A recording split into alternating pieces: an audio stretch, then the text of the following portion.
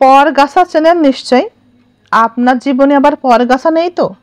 আমাদের জীবনেও সময়ে অসময়ে কিছু পরগাছা আসে, যারা আমাদেরটাই খায়, আমাদের সময় নষ্ট করে এবং তারা নিজেরা দুষ্টপুষ্ট হয়।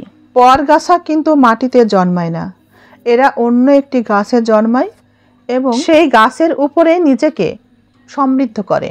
পরগাছা যে গাছের উপরে জন্মে সেই গাছকে শেষ করে এবং নিজে পরিপুষ্ট হয়। আমাদের জীবনেও কেউ একজন এমন আসে, সে আমাদের জীবনকে শেষ করে, তিলে তিলে শুষে খায় এবং নিজে পরিপুষ্ট হয়। দিন শেষে আপনাকে শেষ করেই আপনার উপরে আধিপত্য বিস্তার করে। একটা মানুষের পতন তো তখনই শুরু হয়ে যায় যখন সে নিজের আপন মানুষকে হারানোর জন্য পরের পরামর্শকে গ্রহণ করে।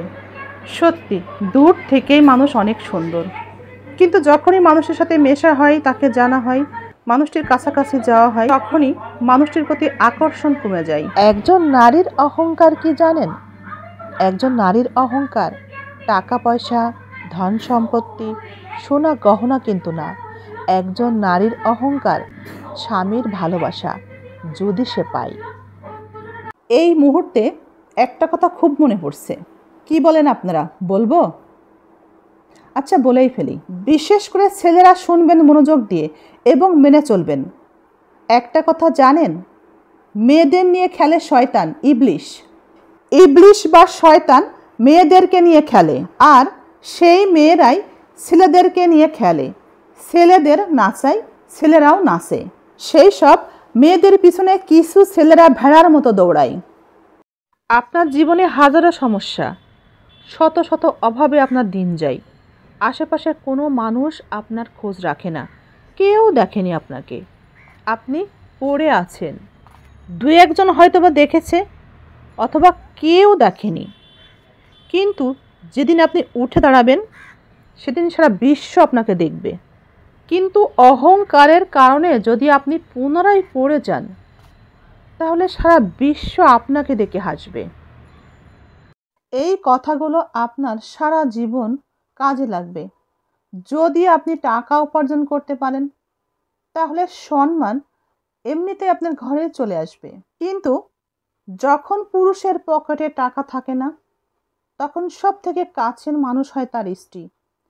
যখন পুরুষের পকেট টাকাতে ভর্তি থাকে, তখন তার কাছের মানুষ হয় তার পরিবারের সদস্যরা। পকেট ভর্তি টাকা নিয়ে অন্তত একটা কথা চিন্তা করবেন, আপনি তাদেরকে ভালোবাসেন, তারা টাকাকে ভালোবাসে নাকি আপনাকে ভালোবাসে? যে সংসারের পুরুষ তার চরিত্র নষ্ট করে, পর নারীতে আসক্ত থাকে, সেই পুরুষের জিন্দেগি শেষ, সংসার শেষ। আবার যে সংসারের নারী নষ্ট চরিত্র, পর পুরুষে আসক্ত, তবে সেই সংসারের সেই পুরুষের জিন্দেগি শেষ, সেই পুরুষের সংসার শেষ, সমাজ নষ্ট।